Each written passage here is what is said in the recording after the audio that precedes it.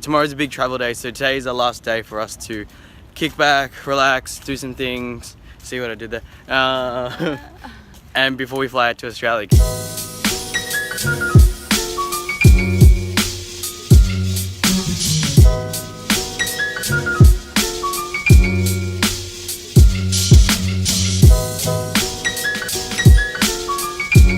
Good morning, another super early morning. But today is the day that we leave and we fly back to Melbourne, Australia.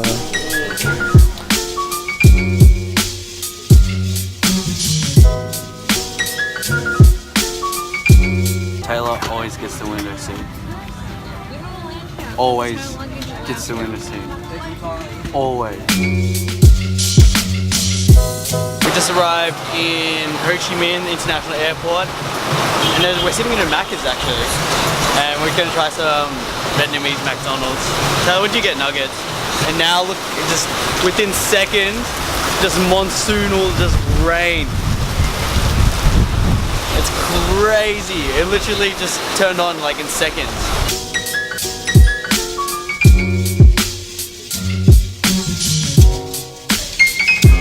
Bye, Vietnam.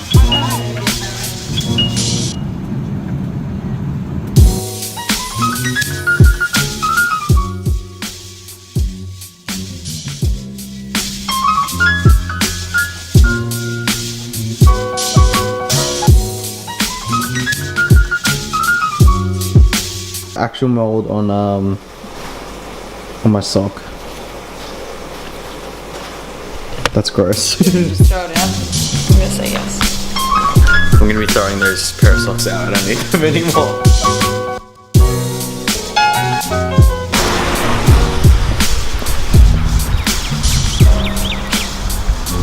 Good morning, Vietnam. Well, we're not there anymore. We're actually back in Melbourne. We've been back for a while. We have been back for a while. I've been juicing out the clips just a little bit longer. Kind of giving me a break from making videos. Not that I don't like doing it, it's just wanted to have a little bit of a chill. Today, Taylor and I are going to take you through a quick recap of our trip, some travel tips that we've got as well. We're not travel vloggers as such. That's travel experts. Travel spurts, is that Travel what it spurts. is? Travel spurts.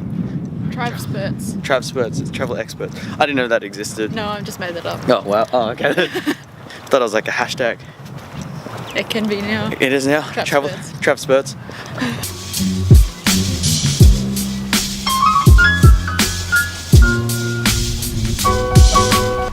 First stop, Ho Chi Minh. What do you think of Ho Chi Minh? Oh. Well, it kind of sucked for me because I had sunstroke. You did have So I sunstroke. was sick the whole time that we were in Ho Chi Minh. But I really like the Cu Chi tunnels and the historic value that Ho Chi Minh delivered. And the War Remnants Museum, they were all really good to see. So I'm glad that we went to Ho Chi Minh. Would I go back? No. I think you can spend like a few days there, maybe 3 days tops. Because I think if I went back, I'd like to do the Mekong River and see the boat markets and all that. We just didn't have time to. Didn't have time to because we kind of like shotgunned the whole trip for 2 weeks to see the whole country, which is awesome because we got to see everything. But definitely Ho Chi Minh is a cool spot. It is busy city life, and yeah, through 2-3 days max, I'll probably stay around there. It was crazy busy though, wasn't it? Yeah. Best thing that you could ever do, travel tip number 1, is that you can buy yourself a sweat towel. It's that hot there, depending on when you're going, but it's always hot there. Buy yourself a little sweat towel, like a little gym towel. And just hang it around your neck. We were doing that all of Ho Chi Minh. Oh, we did that all of Ho Chi Minh. What are you doing? Excuse me. If you are traveling to an Asian country like that, being a bit flexible and not planning things is a good thing as well. Because anything... And it saves you money as well. It does save you a lot of money if you don't pre-book stuff. Depending if it's your first trip or not. Since it was our first trip overseas by ourselves, we pre-booked some things just because we were like, oh my goodness, what is happening?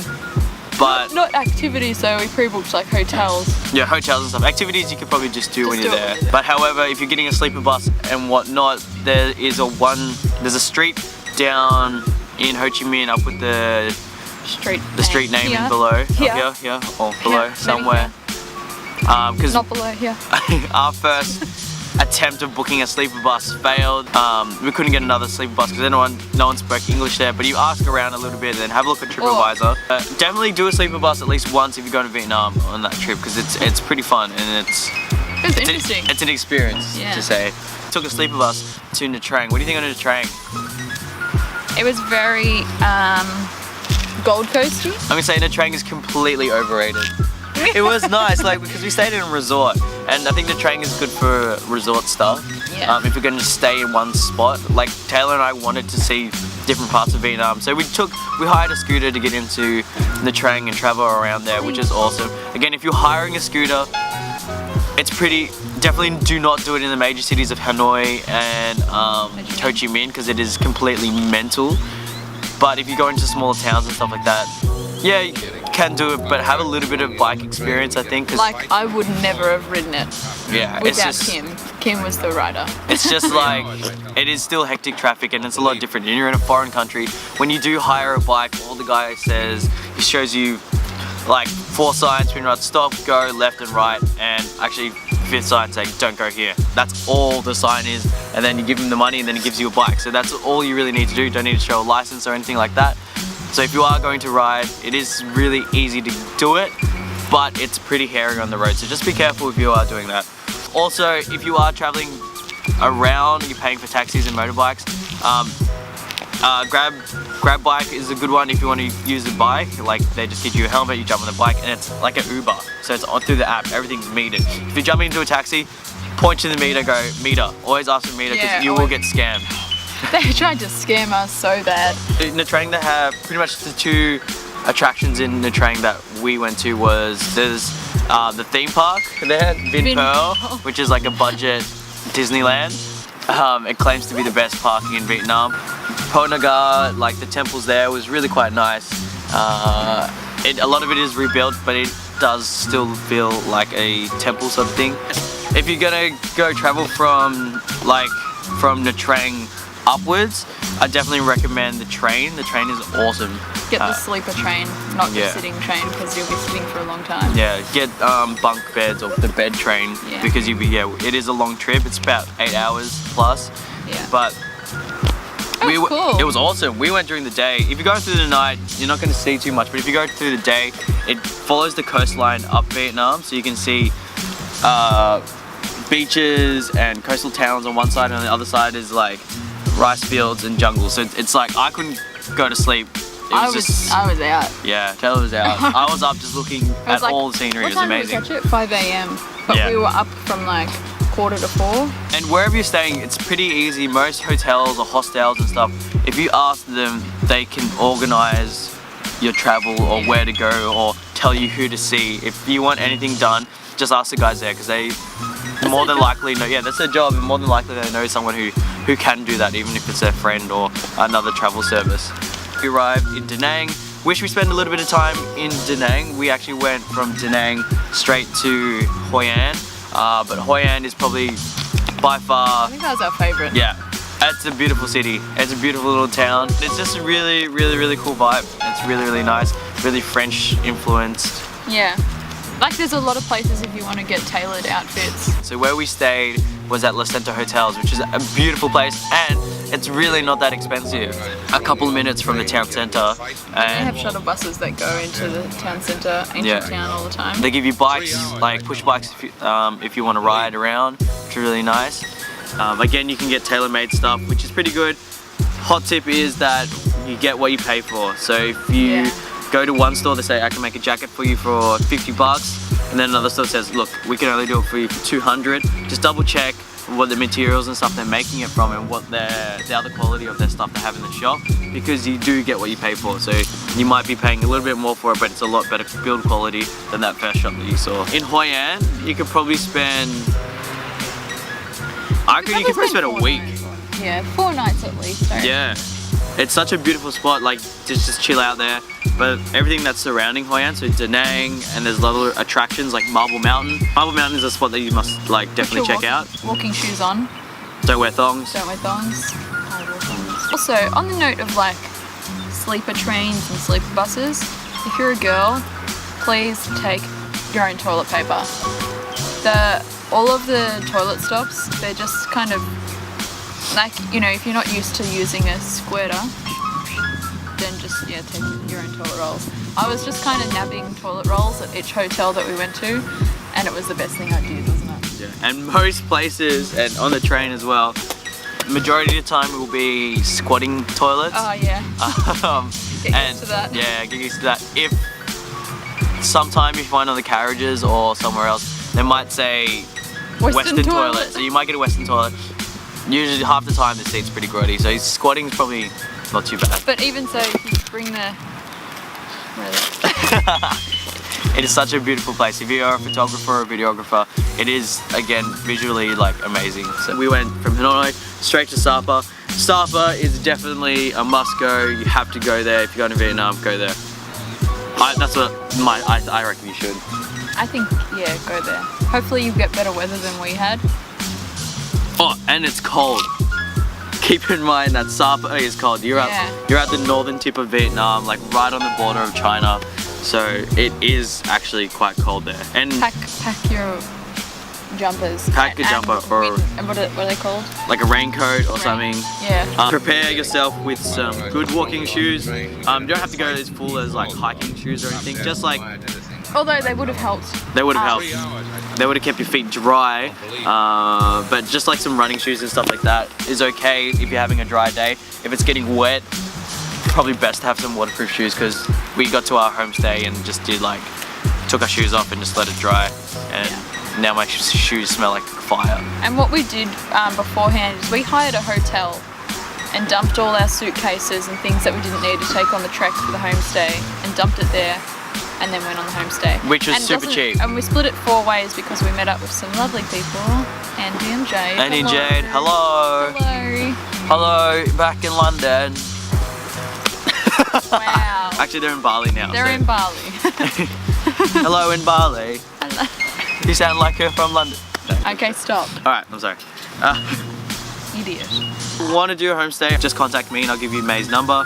Yeah. She's an amazing person to do a homestay with. Authentic. Yeah, a lot of there's two. There's like, okay, you can either go the hostel homestay, which is not a homestay, it's very comfort, or you can go authentic, which is May. Which you actually stay in someone who lives in a village in their house. So that was really good, and it was interesting, you know, you get to stay there a night and see how she lives and she cooks for you, and you hang out with their family. You decide how much you want to pay her, you know, she doesn't ask for anything. We gave her, what, $60 each? We gave her 60 Australian dollars each, which is about $1 million dong each. So that was for like 4 people. So she got 4 mil. Yeah, but you could, like, I know what her base rate as such. Like, you pay her what you feel, and that's what she always says. But it was about maybe like $20, which is like. It's probably like 200,000. Yeah, probably about 250,000 dong. So we've just paid that her and like double the price. Over double the price, because she was such an amazing person, and $60 for us is not a big deal to give it to someone like that. She's gonna buy things for her rice crop, for more animals, more things for her house. I don't know. She's gonna put that money to good use. But Sapa, we went straight down to Halong. Halong is beautiful. Very overrated. Definitely overrated. Probably stay 2 nights maximum. 1 night on a boat cruise, 1 night on the main shore. We got to see what it was and whatnot and just kind of cruise. It's pretty boring. In a couple of years, I think it's probably going to be a lot better. But it is a pretty boring place besides the boat cruise. And you have to get there by bus.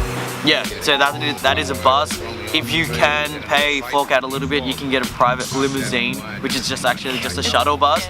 But it'll cut the time down in half because the bus is not stopping at every town on the way. Like, the bus is dirt cheap if you're like doing that way. It's dirt cheap. But if you want to like have a bit more time to just get there and relax, I think I'd rather that than just sitting on a bus for like that long. Probably, if you are going to spend a bit longer in Halong Bay, probably go check out Sapa Island. Everyone says that is like, that's like a resorty sort of place and you can stay on that island, but it's a little bit actually... It's a bit out of the way. It's a bit out of the way from Halong, so everyone kind of considers it together, but it is actually a little bit of a little trek.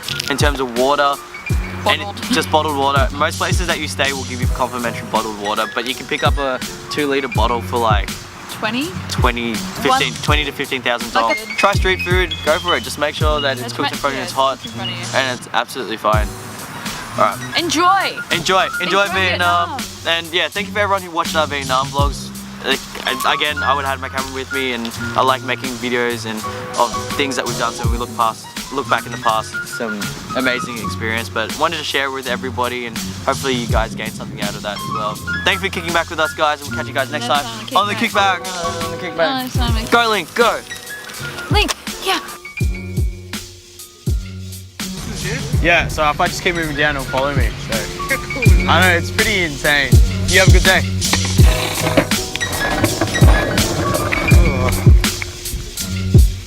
Wrong way. Oh, it's picked up the other guy.